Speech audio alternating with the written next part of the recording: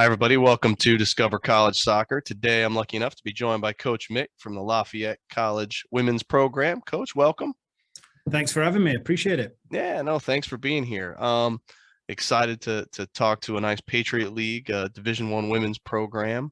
You've been there quite a long time, which is awesome. So you got some great insights for us here.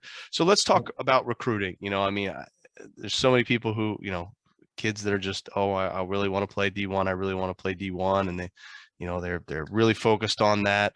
So to help them understand the process. So when is it that you really start looking at players? What year in high school are they? Obviously can't talk to them, before June 15th of their rising junior year, or you're going to be juniors. So, but when you start looking at players and really kind of focusing on a class? Yeah, usually we start looking at players from what you might call a serious aspect the second semester of their sophomore year. So once the new year strikes, so for example, if we use 2022, then of course we're working with the current juniors to finish that class out, but we also at the start of 2022 really started looking seriously at 2024s as well, even though, like you said, we can't talk to them or communicate with them or emailing them. It really starts right at the tail end of 21, beginning of 22 is where we really start to put together information, dedicate time to watching games. So that's usually the timeline for us with the crossover of the two classes, which inevitably, of course, there always is. It's usually the tail end of the year and the beginning of the new year that we start looking at the sophomores, and of course that's been ongoing with the 2023 class, since the beginning of 21. So how does, one thing that all the coaches I seem to talk to these days really talk about is the transfer portal, because it's really kind of changed how things go. How much are you guys looking at it to bring in players versus, how many seem to go into it maybe from Lafayette? Just how does the transfer portal fit in? It fits in. Certainly in the last 2 years, it's up until 2 years ago, we'd never had a transfer in my time here, which of course is, somewhat unique. Since, post-COVID, the transfer portal is, of course, it's, the amount of players in there is significant. And we currently have 2 transfers on the roster now that have both done very well since they've been here. So that's been encouraging. I certainly have friends that are college coaches. I have one friend that always says, yeah, we hit, refresh every 20 minutes. That's not the world I'm living in, to be honest with you. But it is something that I pay attention to. I don't know on a daily basis do I do that, but once or twice a week, I certainly look at it at the appropriate times. It's a part of our recruiting now, way more so than it ever was, but I can't say it's a significant piece, to be honest. I mean, that makes sense. Now, when you're going out and looking at players, what are the tournaments that you kind of make sure you get to every year that are definitely on your hit list, and when you're at those events, how much of it is you're going specifically to see recruits versus watching games hoping to find somebody? I'd say pretty much most of it is going to see recruits. There are certainly times where you will be watching recruits and you will see other players that you like. Sure. You know, that definitely happens. I don't think I really ever go to games with no one on my list. You know, Okay. just there's too many. There's too much contact from players beforehand not to for us to have a significant amount of players that we need to see. That, and to be honest with you, we can't even see all of them at a tournament. So, you know, we don't have you know, resources to, you know, take us to all the tournaments. We try and, you know, do a good amount of the ECNL ones and, you know, one or two of the GA ones. But we also do a decent amount of league games. You know, we do. I like doing that as well. I think there are benefits to that also. But you know, we try and do as much as we can with the core tournaments. You know, we're obviously the bang for the buck type of thing. But I also do like watching select games, you know, within region, within the Northeast region. I like going out to games and just watching players when perhaps they're a little bit fresher, when they're sleeping in their own beds, you know, not playing. I'm not a big fan of the 3 games in 3 days type of thing, which is what, you know, a lot of the events are, and understandably so. But, you know, where you can see a lot of players in a short space of time at those things, I do think there are also disadvantages for the players. Day 2 and day 3. I usually never stay till day 3 for that reason. But you know, so it's a combination of all those things, I think. But usually, I'd say almost 100% of the time we go with targeted recruits. All right. What about camps? How do camps figure in, whether they're your own camps or your staff working other camps? Yeah, not massive for me. I'm not a big camp guy, if I'm honest. We do 1 or 2 ID camps here, but and they are helpful. There's no question about it. We have players on the roster now that I think benefited from, you know, being at our ID camps, because the best thing you can do is legally, you know, stand next to someone and coach them and talk to them. And you do get some things out of an ID camp that I think are important personality wise and the closeness of it.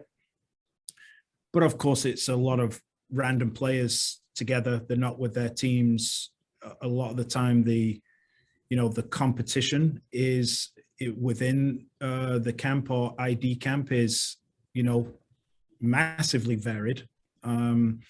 So it's definitely something that I do use, but I don't put loads and loads of emphasis on it. Like I don't go out myself and, you know, work other ones. I've done that in the past, but I don't. You know, that's not something that I do a lot of. So I'd say the camps for me, they have a place, but not a significant, you know, not a significant place in the recruiting efforts. Okay.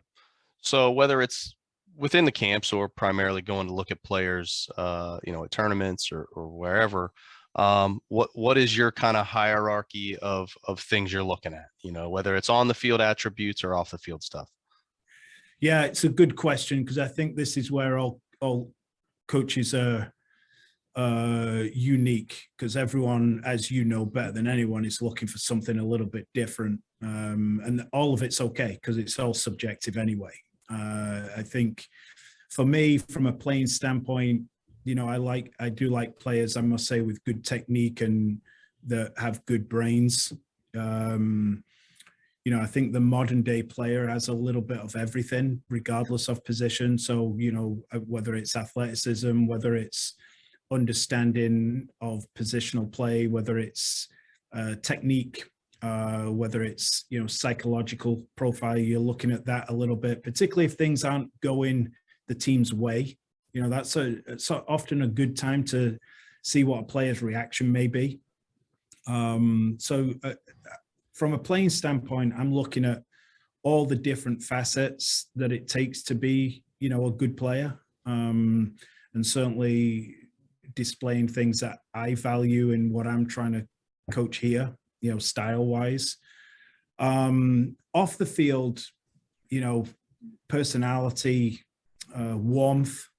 I like players that, I feel are going to, contribute to, I call it the story of us with our players, with the current players here, players that are going to contribute to the, the story of Lafayette women's soccer in a way that, the way that I value. So that could be, like I said, personality, warmth, kindness, also willingness to, be part of a group. So there's a lot of different things that we try and look for, of course, the families, that's a, quite a big part of it, even though families aren't coming to school with them. They're a massive, they can be, massively supportive to any coach or not. So, that's a piece of it also. And then, understanding as we start getting down the road with the processes, understanding what Lafayette and being a Division I player at a highly academic school is all about. That's kind of the next stage, but the initial stage is, playing style, personality, psychology / emotional ability, and then take it from there. Okay. The one thing that every recruit and their families always want to know about is the financial side of college, right? So, I mean, what, and I'm not, asking for any specifics here, but in general, but what is the financial aid situation look like at Lafayette with regards to both athletic, academic, other scholarships, grants? Just what would a typical recruit be looking at when they walk through the door? Yeah, possibilities of all of that. Again, of course, the athletic is always subjective. I've had this conversation with coaches inside our building here that coach other sports, and whatever value is placed on a player, it's just subjective. It could be money available at that time, or it could be what that coach is specifically looking for. So athletically, yeah, there are, we have scholarships. Academically is a possibility too. That one of the things here that's is part of the process with academic scholarships. It's you with everybody that applies here. So it's not just, specific to women's soccer or Sure. everyone else. It's you are in the pool with the whole pool. Yeah. So, but it's possible, if you have the kind of credentials that admissions think deserve, a academic scholarship reward, then that is possible, which is obviously a little bit different than some schools that have specific academic awards, perhaps for a certain SAT score, or some don't have any academic awards at all. We have them, but they're also, the credentials are somewhat unique to us, I think, to Lafayette, the way they get awarded. And, financial aid is available as well. So there are possibilities along all three of those avenues. We're no different than any other program where there's a limit, of course, but there are possibilities. Okay. Well, let's talk a little bit more about the school. Folks may not be familiar with Lafayette. I mean, you guys are in Easton, Pennsylvania, not the, although that is somewhat the eastern side of Pennsylvania as well. Yes, But that's we can get, yeah. yeah, so we can click around the website and learn a lot of different things about Lafayette, but you've been there quite a long time, so kind of give us the behind the scenes, what makes Lafayette great that maybe I'm not going to learn just by clicking around the website. Yeah, I mean, it's a little bit of a cliche answer, but the people are very nice, and that's part of the reason that I've enjoyed my time here. Is some really great people here. We only have undergrad, so we have no master's degree programs and we have no PhD programs. So everything, every dollar, every resource, every person is here for the undergrad. So I feel that that's, somewhat beneficial to all the undergrads. We're also in a little neighborhood. So, it's got a real nice community feel to it. And even though we're a pretty small school enrollment wise, one thing that surprises everyone when they get here is how big the campus actually is. That's something, again, you can't really see on the website, but when people get here, I hear all the time, wow, it's much bigger than I thought it was. Even though we're a school of just a shade under 3,000, it's pretty big. We're only just over an hour outside of New York City, which, I can walk to New Jersey from here in 5 minutes. So we are right on the border. But I do think the community, the people here, and, the alumni are, pretty significant pieces of Lafayette. They are heavily involved, not just, they do write checks, and a lot of them, but they are heavily involved with the experience of the current students, whether it's internships, externships, speaking engagements. There's a very, very big emphasis on alumni at Lafayette, which I think is also, it's really good for anyone that is currently here, that not only do all the resources go towards them, is, people that have been through the school and are doing very well also come back in droves to continue that process. So I think location is great. I think the campus is beautiful, but I do think there's a lot of really great people here. Okay. Well, give me a little bit of, about how your players are able to balance academics and athletics. What support systems does a school offer? How can we make sure that the players that are coming are really getting both sides of the coin, right? Well, I think there's actually a couple of different ways that it works. Is number one, it's what the players wanted before they got here. So I think that's an important thing for anyone that is looking at any school, whether they're highly academic schools, big schools, small schools, far away from home, is you've really got to ask yourself, is this what I want? I think that's an important question for anyone to ask themselves, because a lot of the time, I think, we all can get sucked into, what we think people want for us or what we think we should be doing, when it's important to get to the heart of it. So I do think, number one, how the players do well with academics, rigorous academics, and a Division I schedule is that's what they wanted. That's why they came here. Not that it's easy. It isn't.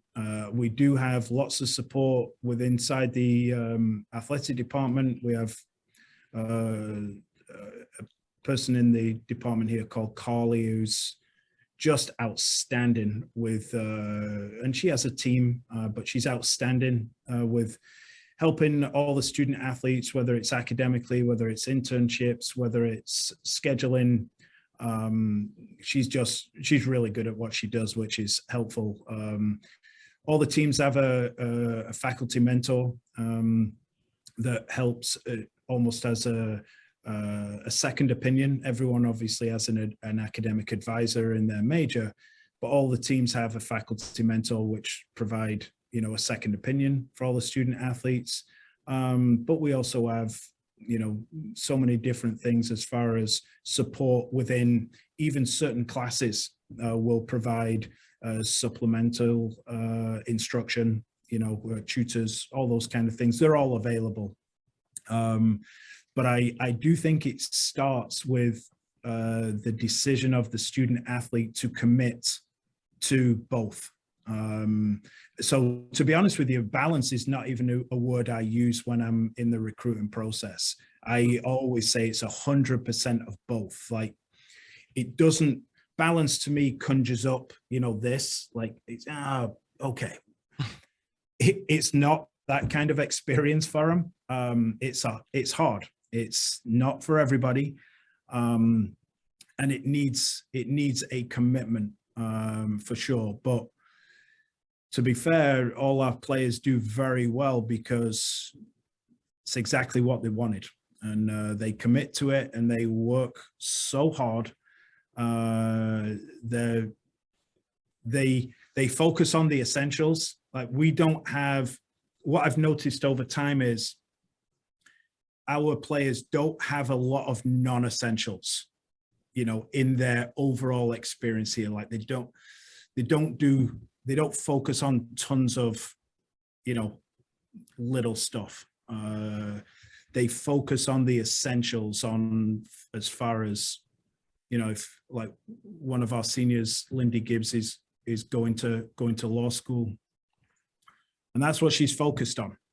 She's focused on into law school, and now she's going to law school. So I think that's the best part I can say is the player commitment to it is what helps it, rather than, all the support is there, but if you're not fully committed to it, we can support you all you want.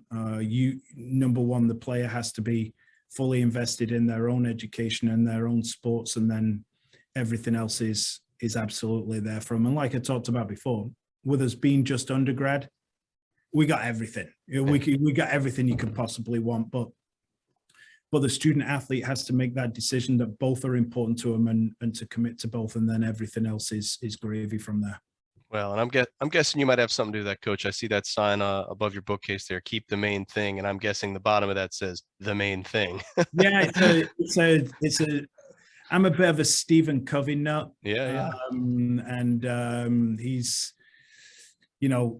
so anyone that knows me will kind of laugh at this, but I use a lot of his teachings and work, as core principles of the program. And that's, the essential stuff it's the same thing. It's exactly the same thing. And that's what I try and guide the players with, is not to get sidetracked by nonsense, but they've got to know what their main things are.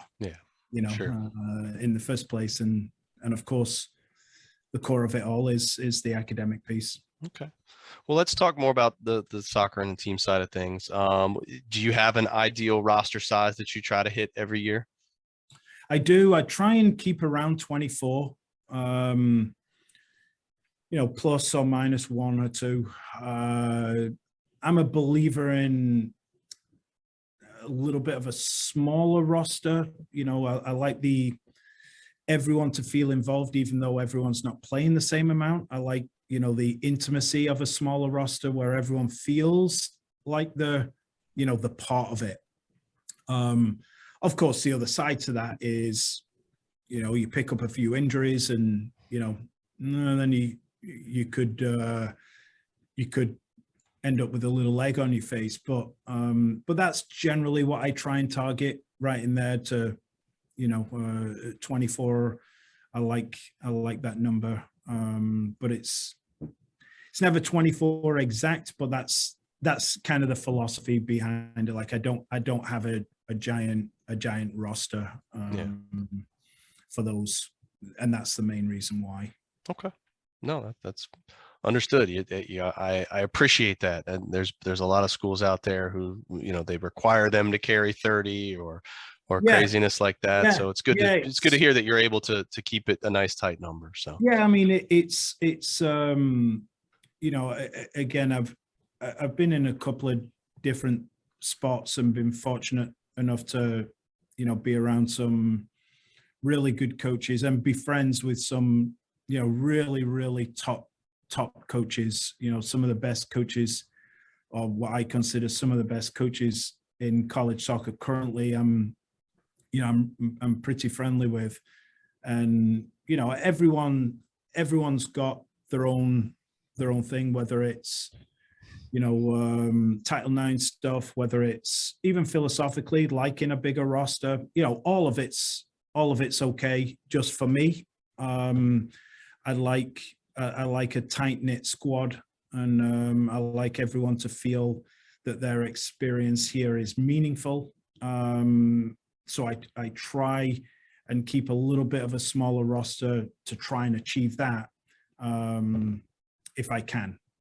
But like I said, there's downsides to that too, but Sure. I'm committed enough to it to recognize that, okay, I understand if we pick up a few injuries, I get it, but I'm not gonna, sacrifice the reason I'm doing it for, to have more players. So that's just my thing though. I got you. Well, so you talk about your roster size. What about your coaching staff? How many staff do you have? What role does everybody play there? Yeah, I have one full-time assistant. I have one part-time assistant, full-time trainer, full-time strength coach. So, pretty good. And that have been with me, all of them have been with me over 10 years now, over some, as long as I've been here. So, we have a pretty consistent staff as well, which is, I think, helpful. For the players is helpful to have that familiarity with the staff, and but that's what we have. So it's pretty, we have good people involved. So I'm pretty lucky from a staffing standpoint. Yeah, that's great.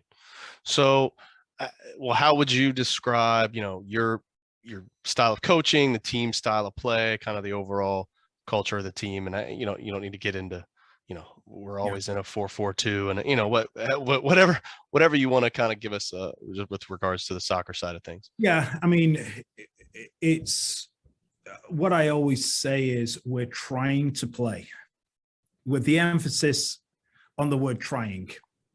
So it certainly can always be better. It's something we're striving for, but we value, I do a lot of positional play type of exercises. I do a lot of that. I do a lot of transitional type of situations, transition to attack or transition to defense. The out of possession stuff, we're trying to be as organized as we can. But everything, I try and do all the training around the ball and having the ball. And then, with various tactical things, we do actually play more often than not in a 4-4-2, in a diamond, more often than not. We do have some flexibility with that, but if I had to say, one system over another, that's probably what we do more so than anything else. But, I'm trying to get the team to have a nice style of play, but that's effective, and first of all, we're trying to score more goals than our opponent, not outpass them. But, I'm trying to, implement a style that the players enjoy, that's good to watch, that is also enjoyable to coach. But also, gives us possession of the ball more often than not. As far as coaching style, I hope it's evolved, over the years. Again, I was fortunate enough to be an assistant under Mark Corian. I was also an assistant with Erica Darnbach at Penn State, who I think are two of the top coaches in the country. So I've been influenced by some good coaches that are, not screamers and yellers. They're thoughtful. They push hard. They're competitive, but they get their points across in a manner that, you know, is more my personality as well. So, you know, I think I'm pretty level-headed. I mean, competitive, yes, but I think, you know, hopefully somewhat thoughtful, hopefully a halfway decent communicator, you know, and, you know, hopefully player-centered. I love it. I love it. Well, you know, you've given us a lot of information here. Appreciate the time that you've given me. So we'll just end it with one last question, which I do for all these, which is just my catch-all. What didn't we talk about? What did we miss, or something you want to reiterate about, whether it's the school, the team, recruiting, anything in general that you'd love to share with our audience?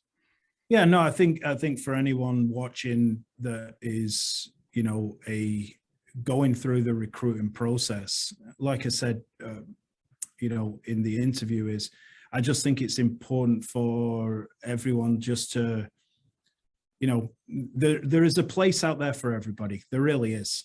You just got to figure out what's right for you. For me, clarity is, you know, and honesty. You can't go wrong with it. So I have plenty of people tell me no. I have people tell me yes. You know, we tell people no. We tell people yes.